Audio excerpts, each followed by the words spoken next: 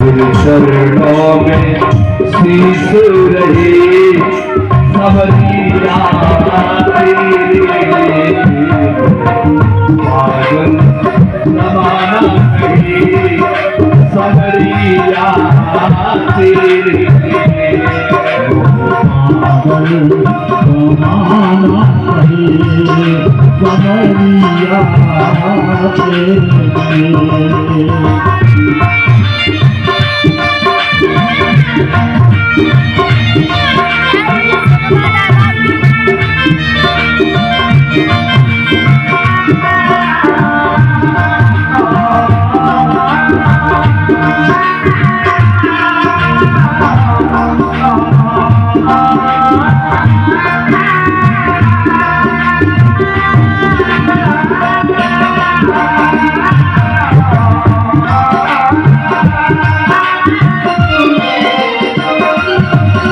तेरे मन में बसे हो मुरली मनोहर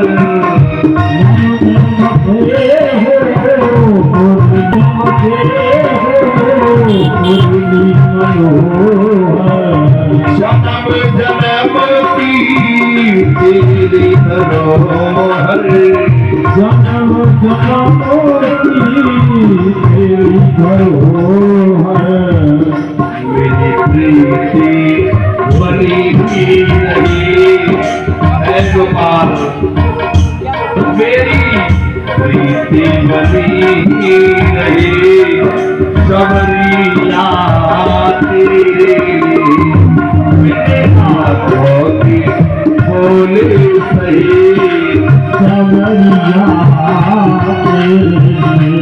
मेरे हाथों की बोले सही सबरिया तेरे परमात्मा को याद करता चला जा रहा है। आज वही दिन आ गया जिसमें रघुनाथ जी को गवाही देते अदालत पे भोला केवट पहुंचा। भोला से वकील सामने कहा क्या तुम्हारा गवाही आया है? भोला केवट कहता भी आते ही होंगे भी आते ही होंगे और कर और चुप कर। जब साहब आकर के कुर्सी पे बैठे तो सबसे पहले भोला केवट वाला ही मुकदमा उठाया। नहीं भैया भोला केवट के गवाही को बुलाओ।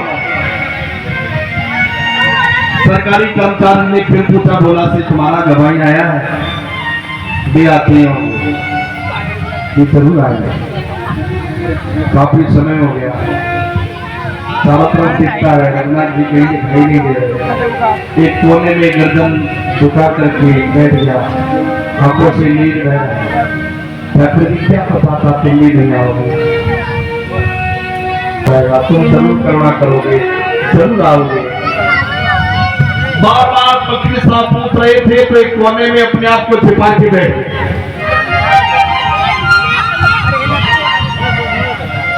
कोई फिर पूछेगा तो क्या कह दूंगा? आज मन में तमाम बातें आ रही हैं मैंने बहुत गलत किया रघुनाथ जी को गवाही नहीं लिखा। अरे जी नहीं तो हो जाती कभी ठाकुर जी को मंदिर से बाहर नहीं देखा रघुनाथ जी को कभी मैंने अपने आप से भोजन पाते नहीं देखा कभी पैरों से चलते नहीं देखा। ये कैसे आएंगे? लेकिन सरकार एक आपका ही भरोसा मुझे था आप भी ना आए तो इस दास की लाश लुट जाएगी। इस बेचारे को पैसा भी दोबारा भरना पड़ेगा इज्जत भी चली जाएगी अपमान भी होगा। माँ बाप प्रभु के हाथ संसार के लोगों से आसान किया करना जब कोई न हो अपना घनश्याम जपा करना। एकांत में कोने में बैठ के प्रभु को याद सरकारी कर्मचारी शिकायत द्वारे पे जाके 3 बार आवाज दे दो रघुनाथ जी के। अगर होंगे तो ठीक है नहीं तो आगे तारीख बढ़ा दी। कर्मचारी द्वारे पे गया, फाटक पे खड़ा खड़ा आवाज दे रहा है, हे भैया कोई रघुनाथ हाजिर है, यहाँ कोई रघुनाथ है? रघुनाथ हाजिर है, रघुनाथ हाजिर है, आ जाइए आओ रघुनाथ हाजिर है, लौंडा है हाजिर है। ऐसे 3 नारे जो लगाए, जैसे 3 बार का है भैया क्या रघुनाथ हाजिर है, यहाँ कोई रघुनाथ है, कोई रघुनाथ है। 3 बार जब आया था तब तक क्या देखा? शाल लटपटी सी बूढ़े के रूप में रघुनाथ दिया, व्रत बन के कमर लचकीली है, शाल लड़खड़ाती वही, एक फटा पुराना वस्त्र माथे पे बांधे चले आए। चाल लटपटी सी एक व्रत की झुकी सी देह, तो पटी फटी सी समाध धर आए। हाथ माहे छड़ी पड़ी तुलसी की गले माल, माथे पे चंदन 4 रोली लगाए। हाथ माए छड़ी पड़ी तुलसी की ही माल, माथे पे चंदन 4 रोली लगाए। साहब के सामने हे बंधु चपरासी संग, आज रघुनाथ जी गवावन आए। चाल लटपटी सी व्रत की झुकी सी दे, दुपट्टी पट्टी सी बांध धर आए। साहिब के सामने हे बंधु चपरासी संग, आज रघुनाथ जी गवावन। रघुनाथ जी गवावन के बूढ़े के रूप में कहते भैया मेरा नाम रघुनाथ, पे चंदन 4 रोली लगाए हैं। साहब के सामने ही बंधु चपरासी संग, आज रघुनाथ जी गवाह बनाए। एक बूढ़े के रूप में ठाकुर जी गए, मेरे सिवा कुछ नहीं कहूंगा। अब इन अदालत वालों को क्या पता है, जिस गीता पे ठाकुर जी का हाथ रखवा रहे हो, इस गीता का रचना ही जो है प्रभु के मुखाकृति से, ये गीता का रचयिता करा। वकील साहब ने पूछा तुम्हारा नाम रघुनाथ है? हाँ मेरा नाम रघुनाथ है। बोला केवट ने तुम्हें गवाही बनाया, तुम्हारे सामने कैश में पैसा चुकता किया है? रघुनाथ जी कहते हैं मेरे सामने पूरा का पूरा पैसा चुकता किया, ब्याज की दर से पूरा का। केवट मन में बड़ा पसंद है, सरकार आप नहीं आए, लेकिन किसी बूढ़े को भूल गए। वकील साहब ने कहा कैसे माना जाए कि भोला ने पैसा दिया है? रघुनाथ जी ने कहा शेठ सरकारी कर्मचारी को भेज करके इनकी कोठी में एक अलमारी रखी है, जिसमें 8 नंबर वाली बही रखी है, वो बही मंगा ली जाए। चाबी लेकर के 8 नंबर की बही मंगाई गई। शेठ मुनीम सोच इस बुड्ढे को मैंने कभी सपने में नहीं देखा, और ये बही मंगा रहा है तो हृदय की धड़कनें कम ज्यादा हो, ये बही क्यों मंगा?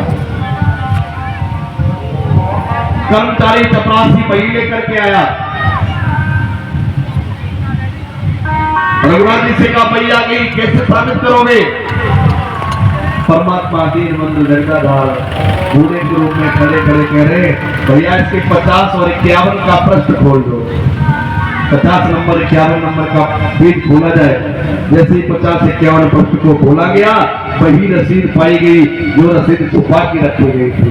इसमें रसीद रखी, रसीद आ गया है सेठ जी के हस्ताक्षर है, मोनी के हस्ताक्षर। जज साहब ने न्याय सुनाया, बोला केवट को अदालत से बाइज्जत बरी किया जाता है।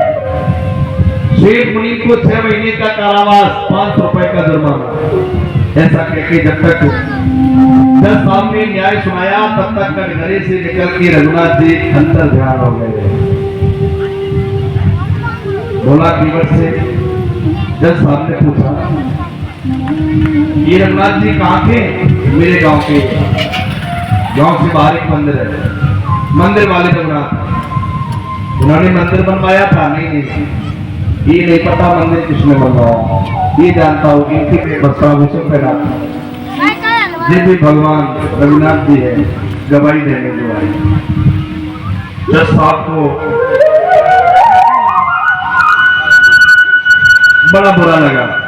ये रघुनाथ जी थे, हाँ सचमुच उनके सिवा इतनी प्रत्यक्ष गवाही और कोई नहीं दे सकता था। नौकरी में इस्तीफा दे दिया, आज के बाद में ये नौकरी नहीं करूंगा। जिस नौकरी के, जिस कुर्सी के, जिस पद के प्रलोभन में मैंने ठाकुर जी को प्रणाम नहीं कर पाया, रघुनाथ जी को प्रणाम नहीं कर पाया, ऐसी कुर्सी पे आज के बाद नहीं बैठूंगा, इस्तीफा लिख दिया। कभी बालकों की से, कभी कपड़े फाड़ते, कभी रोने लगते, कभी हंसने लगते, कभी गाने लगते। लोगों ने कहा जज साहब ने ऐसा न्याय सुनाया, वे पागल हो गए। उनके बराबर के समकक्ष अधिकारियों ने उन्हें पूछा, महाराज आप रो क्यों रहे हो, रोने का कारण क्या है? तो जज साहब बताते हैं, शिव नारद सारद शेष मनीष हो के नहीं ध्यान हमें आते रहे। ये मेरे रघुनाथ जी अदालत में आए, शिव नारद सारद शेष गणेश हो की नहीं ध्यान में आते। शिव नारद सारद शेष मनीष हो के नहीं ध्यान में आते रहे। वे ही रघुनाथ अदालत में खिबटा के गवाही कहाते रहे। वो खिबट के भोला की गवाही कहते रहे। लोगों ने कहा तब तो तुम्हें प्रसन्नता होनी चाहिए, जैसे भी दर्शन हो गए, किसी भी रूप में भाई कम से कम तुम्हें दर्शन तो हो। जज साहब कहते